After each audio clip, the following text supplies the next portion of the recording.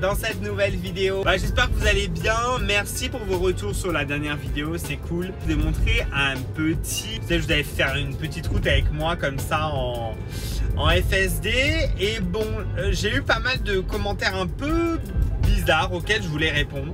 Sur la route que je vous ai filmée, où j'étais donc complètement en autopilote, ce qui est assez impressionnant, c'est que en fait, elle freine toute seule, elle anticipe avant les virages, etc. Et c'était plutôt fluide.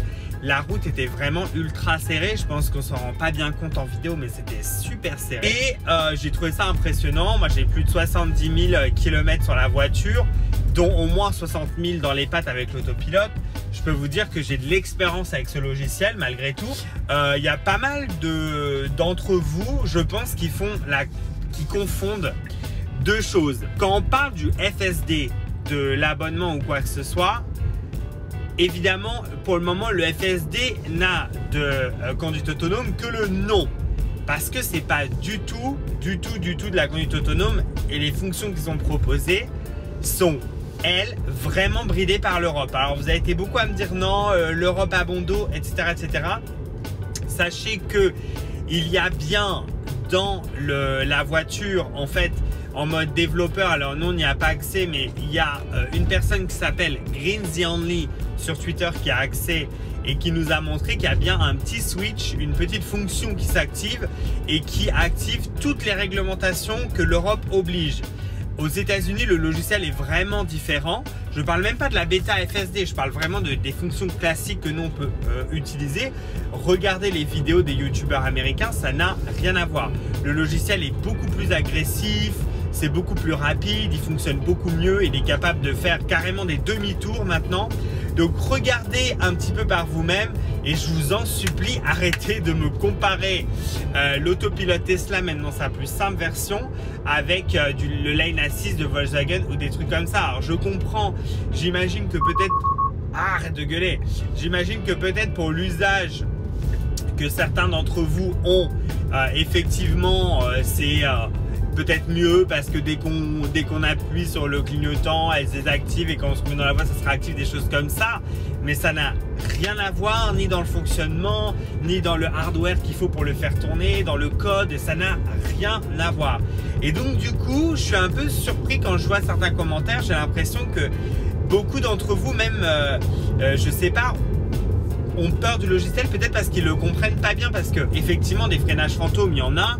J'ai eu pas mal de messages sur les freinages fantômes, etc. Ok, il y a des freinages fantômes, je comprends. Je sais pas, j'ai l'impression qu'il y a un peu des choses soit incomprises par certains, soit vraiment, enfin, mais moi ça me heurte quand vous comparez ça à le Lane Assist de Volkswagen, quoi. Enfin, je l'ai testé, ça n'a rien à voir. Là, quand on est dans la voie en autopilote, c'est un train, le bordel.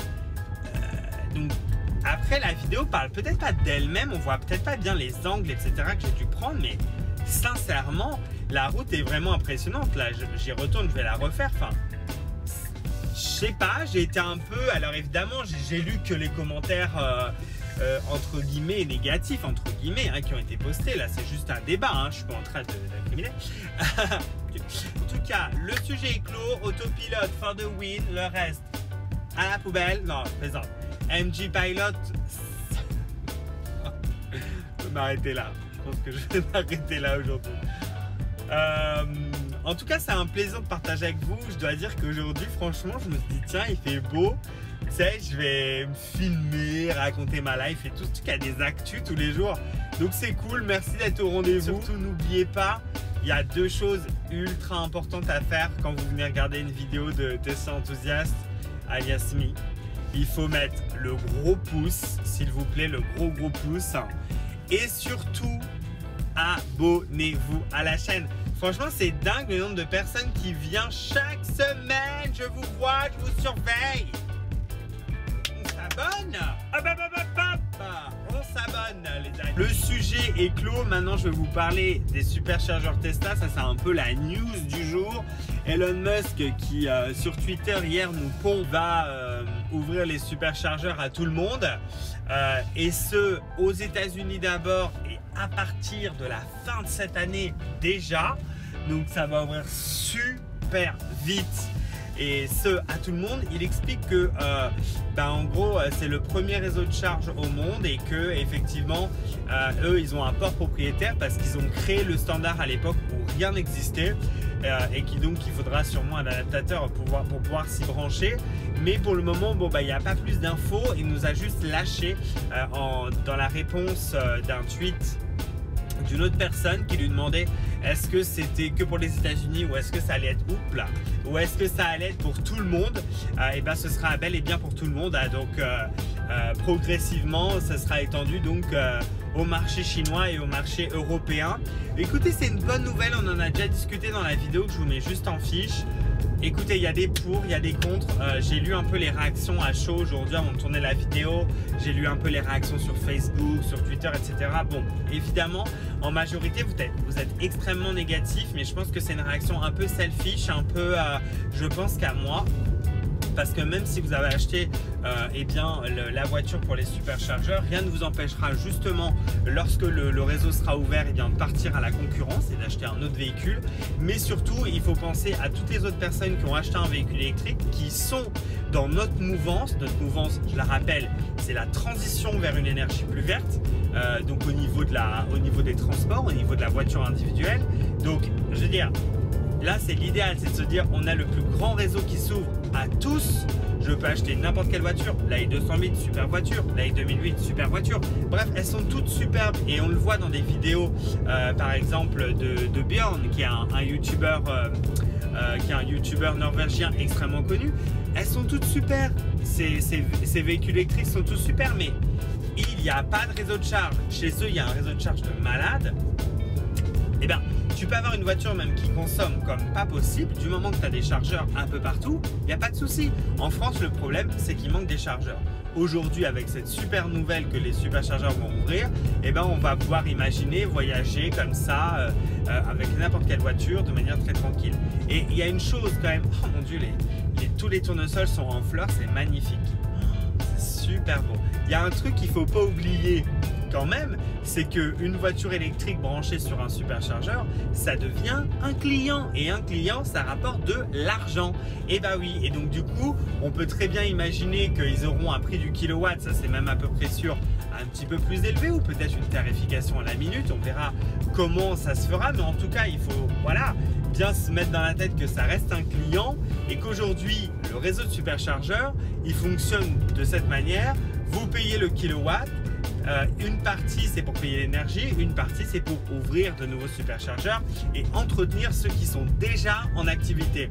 Donc demain, avec l'arrivée de, je sais pas, par mois 50, 60, 70% même peut-être de clients supplémentaires par superchargeur, imaginez le fric que ça va faire rentrer dans les caisses et tant mieux parce qu'on en a besoin. Plus il y a d'argent, plus il y a de stalls par endroit et plus il va y avoir d'endroits ouverts. Donc on va se retrouver avec des superchargeurs absolument partout, ça va devenir massif mais vraiment expansif. Là il y a plus de 6800 bornes Tesla en Europe, on pourrait tripler, quadrupler ces bornes, on peut tout imaginer avec cette ouverture. Donc c'est juste une bonne nouvelle en fait, c'est juste extraordinaire, c'est juste top, c'est juste formidable. Vivement que ça arrive et que tout le monde puisse bénéficier de ces superchargeurs. Il ne faut pas être selfish, il ne faut pas être c'est la marque Tesla. Non, c'est terminé, c'était comme ça à une époque. Aujourd'hui, il faut qu'on aille de l'avant, il faut qu'on accélère la transition énergétique et les États s'en mordront les doigts dans quelques années parce que c'est bien grâce à ces grosses sociétés privées qui vont devenir des mains.